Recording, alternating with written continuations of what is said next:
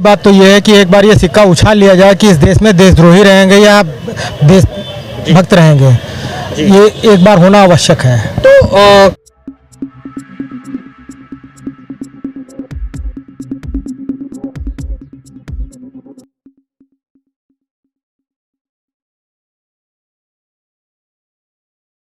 आपका हार्दिक स्वागत है। मैं सिद्धार्थ अभी आ चुका हूं कैसरबाग में, और जिस तरीके से हम उत्तर प्रदेश की राजधानी लखनऊ में हैं और लखनऊ का नज़ारा जो है वो कहीं ना कहीं 2024 के लोकसभा चुनाव के लिए अपनी रंगियां दिखाने लगा है। तो हमारे साथ अभी बहुत सारे यहां पर अधिवक्ता साथी हैं, तो हम आप लोगों को 2024 का जो लोकसभा चुनाव का माहौल है वो कहीं ना कहीं गर्म होता जा रहा है। तो हमारे साथ यहाँ पर अधिवक्ता साथी हैं, हम उनसे जानेंगे कि किन मुद्दों पर इस बार पार्टियाँ अपना चुनाव लेकर के आने वाली हैं। तो हमारे साथ हैं सर, सबसे पहले तो क्या नाम है आपका सर? अभय त्रिपाठी। अभय त्रिपाठी जी, सबसे पहले हम ये जानना चाहते हैं जो इस बार का लोकसभा चुनाव है वो क्या किसी धर्म के मुद्दे पर होने वाला है या बेरोजगारी महंगाई के मुद्दों पर होने वाला है?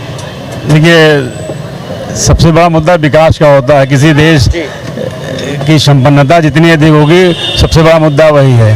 तो जो पढ़ा लिखा संप्रदाय जात बिरादरी के लोग हैं, उनका उद्देश्य है कि देश तरक्की करे और देश से बेरोजगारी खत्म हो। देश की जो तरक्की होती है वो आपके हिसाब से क्या होती है? धर्म को लेकर के कि शिक्षा को लेकर के, बेरोजगारी को लेकर के? देश की तरक्की जब लोग शिक्षित होंगे, जन जन तक शिक्षा पहुंचेगी, और उस शिक्षा का हमारा इस्तेमाल जब युवा अपनी प्रतिभा के द्वारा देश की तरक्की में करेंगे तभी देश का विकास संभव है। तो हम समझ रहे हैं कि इस दिशा में जो हमारे देश के प्रधानमंत्री हैं माननीय नरेंद्र मोदी जी, वो काफ़ी सक्रिय हैं और वो चाहते हैं कि इस देश का युवा जिस प्रकार से जापान वगैरह तरक्की किए हैं, उसी प्रकार से भारत भी तरक्की के रास्ते पर अग्रणी हो। लेकिन कहीं ना कहीं देखा यह जा रहा है कि बेरोजगारी का जो स्तर है वो 3.5 का ग्रेड था, अब वर्तमान में 8.57 का ग्रेड जा चुका है। तो इसके पीछे क्या है? देखिए, इस विषय में हमारा ये कहना है कि अब जो एक पुराना नज़रिया था, हम उसी को रोजगार मानते थे जो सरकारी नौकरी में होता था। लेकिन हमको दशकों बदलना होगा। सरकारी नौकरियां ही रोजगार नहीं होती, व्यक्तिगत आधार पर किए गए रोजगार भी रोजगार की श्रेणी में आते हैं। और जिन लोगों ने अपने व्यक्तिगत रोजगार किए, जैसे मैं अपनी वकालत कर रहा हूँ, मैं इससे संतुष्ट हूँ। ये भी एक कहीं ना कहीं रोजगार, हाँ, ये रोजगार है और रोजगार के अवसर उत्पन्न किए जा रहे हैं। अभी देखिए, हमारे उत्तर प्रदेश में मुख्यमंत्री जी योगी जी ने काफ़ी प्रयास किया है कि बाहर से बड़ी बड़ी कंपनियां आएँ, युवाओं को रोजगार मिले। तो हम युवाओं को भी आगे बढ़कर इनके साथ इनके सहयोग करना होगा।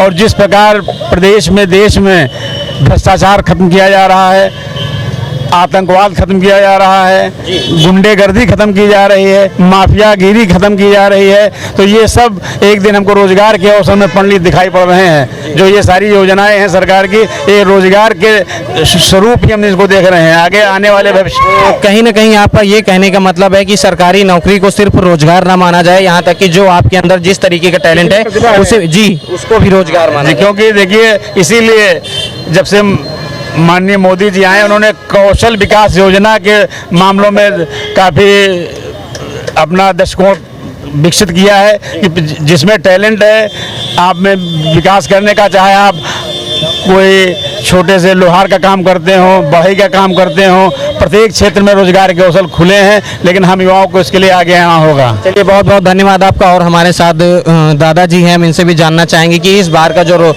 चुनाव है लोकसभा का, किन मुद्दों पर होने वाला है? क्या धर्म का मुद्दा लेकर के जनता चलने वाली है, सरकार चलने वाली है धर्म का मुद्दा लेकर के, या बेरोजगारी महंगाई का मुद्दा? नहीं, धर्म का मुद्दा तो नहीं चलेगा। बेरोजगारी और महंगाई पे ज़्यादा आपकी बार लोग वोट करेंगे।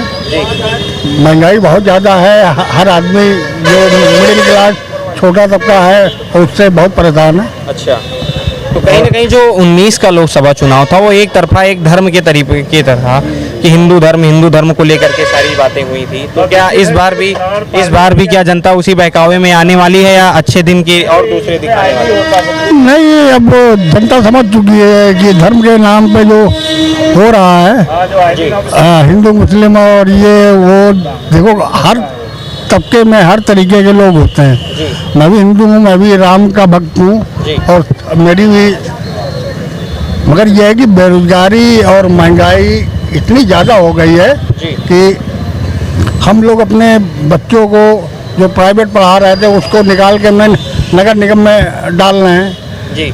और भ्रष्टाचार के मामले में अभी इतना भ्रष्टाचार है कि हाउस टैक्स वाले डेली वो अगले साल आया था, कुछ नहीं दे पे कर पाए तो 15% इंटरेस्ट लगा के वो धमकियाँ देते हैं कि वो कल हो जाएगा, वो हो जाएगा।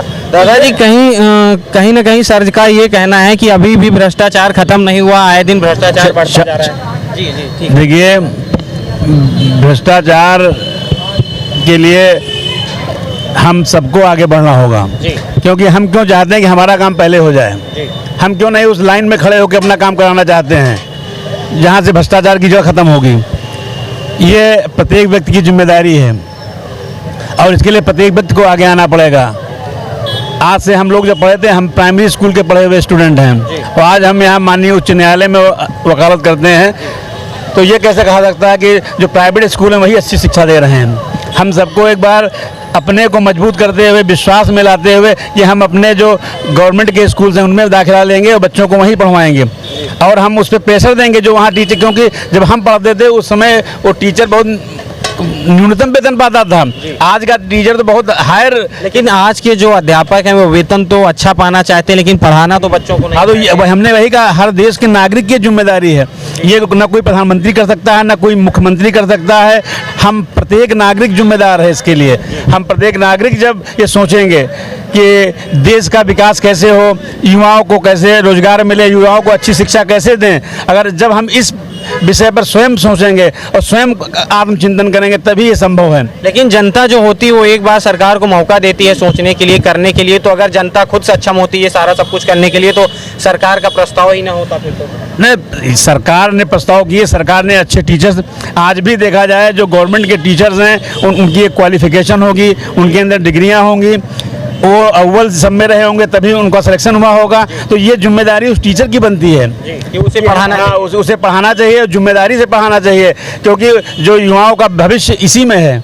तो इस बार फिर से बीजेपी की सरकार केंद्र में आने, अब जिस प्रकार से देश और प्रदेश में काम कर रहे हैं हमारे प्रधानमंत्री जी, मुख्यमंत्री जी, तो हम तो ये कहेंगे कि इनके अलावा अभी कोई भी ऐसा सक्षम व्यक्ति दूसरा नजर नहीं आ रहा है कि हम उस पर विश्वास करें। अच्छा, दूसरी पार्टी में कोई ऐसा सक्षम व्यक्ति? हाँ, कोई ऐसा सक्षम व्यक्ति नहीं है, क्योंकि अभी कल का हम ही डिबेट देख रहे थे जिसमें ममता बनर्जी और अखिलेश यादव जी स्वयं कह रहे थे कि जिनके कंधों पर लोग ये 2024 का चुनाव रखना चाह रहे हैं वो कंधे इतने मजबूत ही नहीं मोदी के सामने खड़े हो सके। अच्छा, ये राहुल गांधी पे टिप्पणी अखिलेश यादव और ममता बनर्जी की थी। ये विपक्षी स्वयं सोच रहे हैं कि मोदी से अच्छा कोई नहीं है।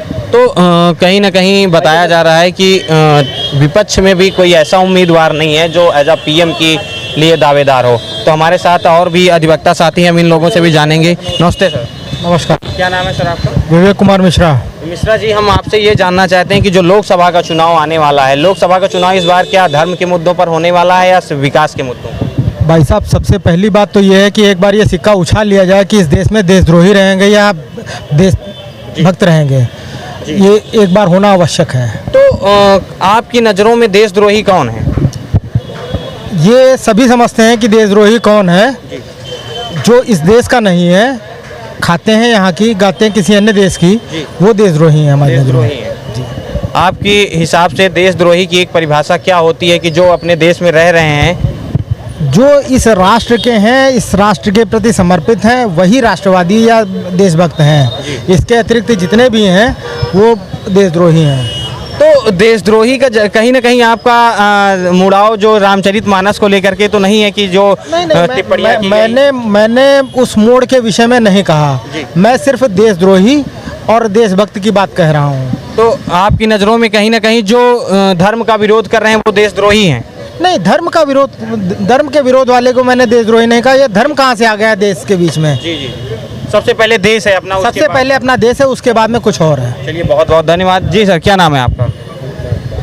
हमारे साथ और भी साथी हैं, हम इनसे भी जानना चाहेंगे। जी सर, तो कहीं ना कहीं लोगों का कहना है कि इस बार भी भाजपा की सरकार पूर्ण बहुमत से केंद्र में आने वाली है और कहीं ना कहीं लोगों के बीच आक्रोश भी है कि अच्छे दिनों का वादा करने वाली सरकार किसी तरीके के अच्छे दिनों को नहीं ला पाई है। लेकिन वहीं पर कहीं ना कहीं कुछ अधिवक्ता साथियों का कहना है कि जो भी सरकार हमारे नरेंद्र मोदी जी हैं वो अच्छा कर रहे हैं, तो इस बार फिर जनता एक बार फिर उनको लाना चाहती है। तो बने रहें हमारे साथ टॉप तक न्यूज़ में। मैं सिद्धार्थ, संवाददाता टॉप तक न्यूज़।